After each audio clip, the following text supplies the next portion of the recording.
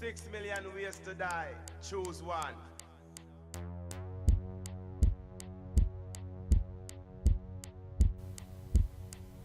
This new data on the antioxidant content of thousands of foods revolutionized the way my family eats. For example, you've known me as a veritable green tea fanatic, not because I particularly like it, but because that's what the science said was the best thing to drink. But that was before 283 beverages were tested. I don't think I could even name 283 beverages. They tested everything from Red Bull to crowberry liquor. Let me pull out a few. Water has 0 antioxidants, as does Red Bull. At this scale, Pepsi, Coke, and cow's milk get a 1.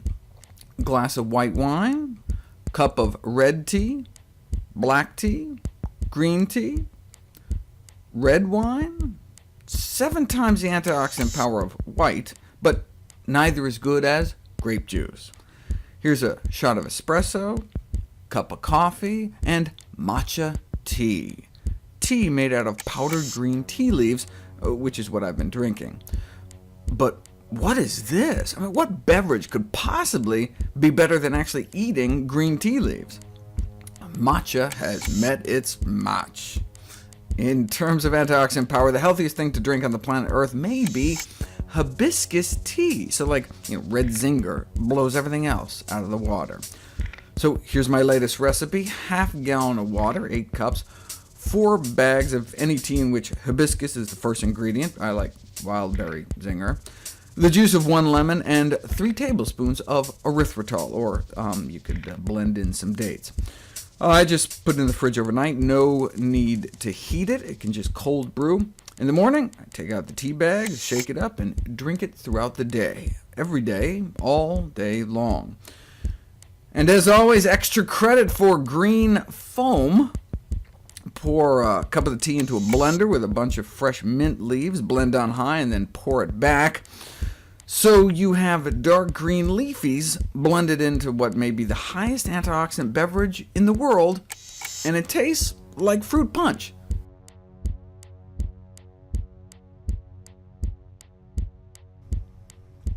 Over-the-counter antacids are probably the most important source for human aluminum exposure in terms of dose.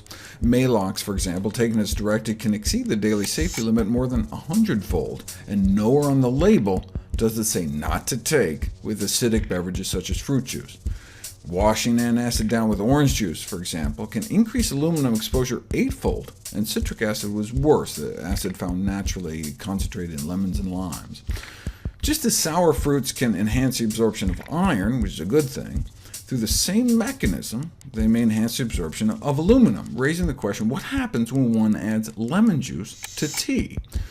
Previously, I concluded that the amount of aluminum in tea is not a problem for most people because it's not very absorbable. But what if you add lemon? No difference between tea with lemon, tea without lemon, or no tea at all in terms of the amount of aluminum in the bloodstream, suggesting that tea drinking does not significantly contribute to aluminum actually getting inside the body, lemon juice or not. Now they're talking about black tea, green tea, white tea, oolong tea. What about the red zinger herbal tea, hibiscus? The reason it's called sour tea is because it has natural acids in it like citric acid. Might that boost the absorption of any of its aluminum? Well, a greater percentage of aluminum gets from the hibiscus into the tea water, but there's less aluminum overall. The question is, does the aluminum then get from the tea water into our body? We don't have that data, so to be on the safe side, we should assume the worst, that hibiscus tea aluminum, unlike green or black tea aluminum, is completely absorbable. In that case, based on this data in the World Health Organization weekly safety limit, we may not want to drink more than 15 cups of hibiscus tea a day. That's based on someone who's about 150 pounds, so if you have a 75-pound 10-year-old, a half gallon of tea a day may be theoretically too much. And more extensive testing more recently suggests levels may be as high as twice as much, so no more than about 2 quarts a day for adults, or a quart a day for kids every day or pregnant women. And hibiscus tea should be completely avoided by infants under 6 months, who should only be getting breast milk anyway, as well as kids with kidney failure who can't efficiently excrete it.